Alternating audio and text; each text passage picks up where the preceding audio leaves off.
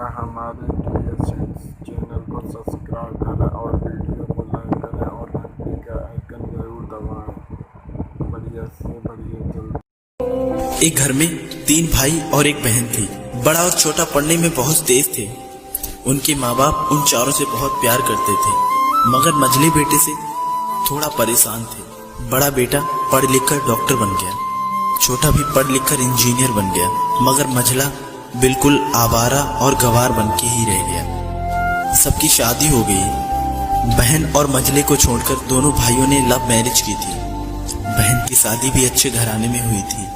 आखिर भाई सब डॉक्टर और इंजीनियर जो थे, अब मझले को कोई लड़की नहीं मिल रही थी। बाप भी परेशान और माँ भी परेशान। बहन जब भी मायके से आती तो सबसे पहले अपने बड़े और छोटे भैया से मिलती, मगर मझले से कभी नहीं मिला करती थी, क्योंकि ना तो वह कुछ दे सकता था और ना ही वह जल्दी घर पे मिलता था। पैसे पर वो दिहाड़ी पे मजदूरी करता था, पढ़ नहीं सका था ना, इसलिए नौकरी कौन देता। मझले की शादी किए बिना पिता गुजर गए। माँ ने सोचा कहीं अब बंटवारे की बात ना निकले, इसलिए अपने गांव की एक सीधी सादी लड़की से मंझले की शादी करवा दी। शादी हो जाने के बाद न जाने क्या हुआ कि मंझला एकदम लगन से काम करने लगा। दोस्तों ने कहा, ये चंदू आज अड्डे पर आना।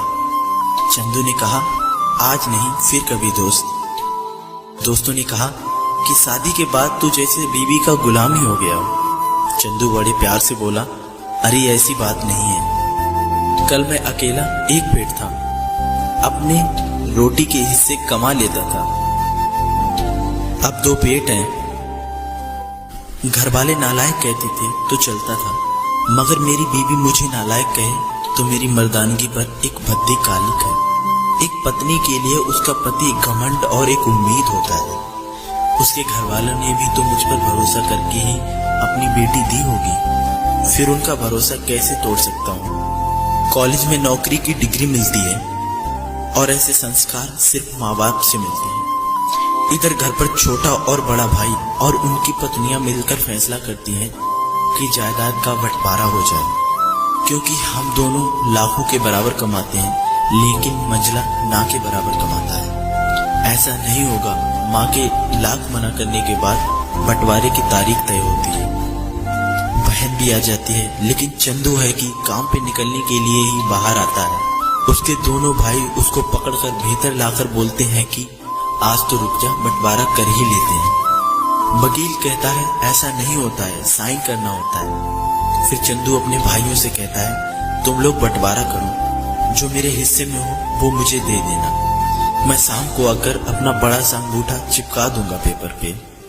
बहन कहती है, अरे बेवकूफ, तू गवार का गवार ही रहेगा, तेरी किस्मत इतनी अच्छी है कि तुझे इतने अच्छे भैया और भाभी मिले। फिर माँ भी बोली कि अरे चंदू आज रुक जा, बंटवारे में 10 बीघा जमीन में दोनों भाई 5-5 बीघा जमीन रख लेते हैं और चंदू को पुश्तैनी घर दे देते हैं। फिर चंदू चिल्लाता है, अरे हमारी छुटकी का हिस्सा कौन सा है। फिर दोनों भाई हंसकर बोलते हैं, अरे मूर्ख, बंटवारा भाइयों में होता है, बहनों के हिस्सों में तो सिर्फ उनका मायका ही है। फिर चंदू बोलता है, शायद पढ़ा लिखा ना होना भी एक मूर्खता है। आप दोनों ऐसा करो, मेरे हिस्से की वसीयत मेरी बहन छुटकी के नाम कर दो। फिर दोनों भाई चकित होकर बोलते हैं, फिर तू। चंदू माँ की ओर देखकर मुस्कुराकर बोलता है, मेरे हिस्से में माँ है। फिर अपनी बीवी की ओर देखकर मुस्कुराकर बोलता है, क्या मैंने गलत कहा। उसकी पत्नी अपनी सास से लिपटकर कहती है, इससे बड़ी वसीयत क्या होगी मेरे लिए कि मुझे माँ जैसी सासू मिली और बाप जैसा ख्याल रखने वाला पति मिला। बस यही शब्द थे जो बंटवारे को सन्नाटे में बदल देते हैं। बहन दौड़कर रोकर अपने गंवार भैया के गले से लगती है और कहती है, मुझे माफ कर दे भैया, क्योंकि मैं समझ ना सकी आपको।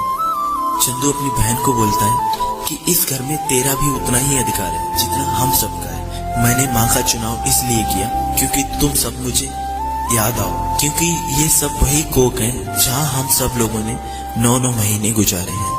माँ के साथ साथ तुम्हारी यादों को भी मैं रख रहा हूँ। दोनों भाई दौड़कर मझले से गले रखकर रोते रोते कहते हैं, आज तो सचमुच का बाबा लग रहा है, सबकी पलकों पे पानी ही पानी है। सब एक बार फिर से साथ साथ रहने लगते हैं। दोस्तों, जब लोग अनपढ़ थे तो परिवार एक हुआ करते थे। मैंने टूटे हुए परिवारों में अक्सर पढ़े लिखे लोग ही देखे हैं। दोस्तों, ये वीडियो आप लोगों को कैसा लगा हमें कमेंट में जरूर बताइएगा। साथ ही साथ इस वीडियो को लाइक जरूर कीजिएगा और अगर आप हमारे चैनल पर नए आए हैं तो हमारे चैनल को सब्सक्राइब जरूर कीजिएगा।